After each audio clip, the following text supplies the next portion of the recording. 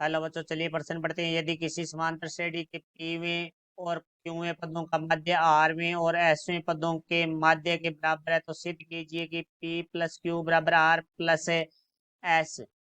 मुख्य अवधारणा। तो हमारा जो प्रश्न है वो समांतर श्रेणी से संबंधित है। तो देखो, सबसे पहले हम बात करते हैं समांतर श्रेणी की। तो देखो, वह श्रेणी जिसके क्रमागत दो पदों का जो अंतर है वो हमारा समान है, तो वो हमारी समांतर श्रेणी होती है। तो समांतर श्रेणी में जो एनवा पद है वो ए एन है, वो हमारा होता है ए प्लस एन माइनस एक गुणा में डी, जहाँ ए है वो हमारा प्रथम पद है और डी है वो हमारा है सारव अंतर।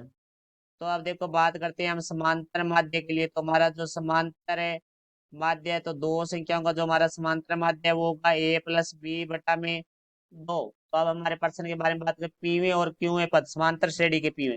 तो समांतर श्रेणी का जो पीवा पद है वो ए पी होगा, वो हमारा होगा ए प्लस, देखो एन की जगह हमारे पास पी है तो पी माइनस ए गुणा में डी। तो ये हमारी समीकरण नंबर एक हो गई। फिर हम बात करते हैं क्यूआ पद। तो क्यूआ पद है वो हमारा होगा ए प्लस क्यू माइनस एक गुणा में डी, समीकरण नंबर दो। फिर हम आरवें पद के लिए बात करते हैं, तो ए आर बराबर हो जाएगा हमारा ए प्लस आर माइनस एक गुणा डी। फिर हम बात करेंगे एस में पद के लिए, तो ए एस बराबर हो जाएगा हमारा ए प्लस एस माइनस एक गुणा डी। ये हमारी समीकरण नंबर तीन होगी, ये हमारी समीकरण नंबर चार होगी।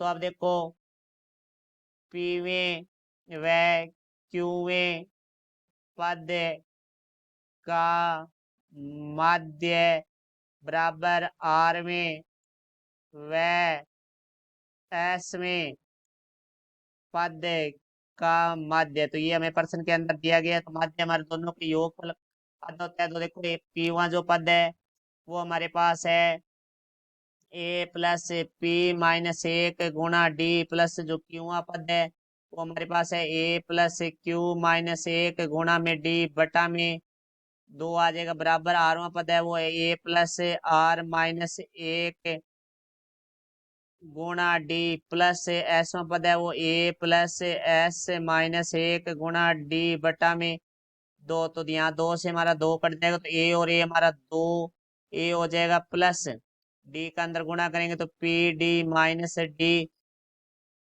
प्लस डी का अंदर करेंगे गुणा करेंगे तो क्यू डी माइनस डी, बराबर हमारा आ जाएगा ए और ए दो ए आ जाएगा, plus R D minus D plus S D minus D.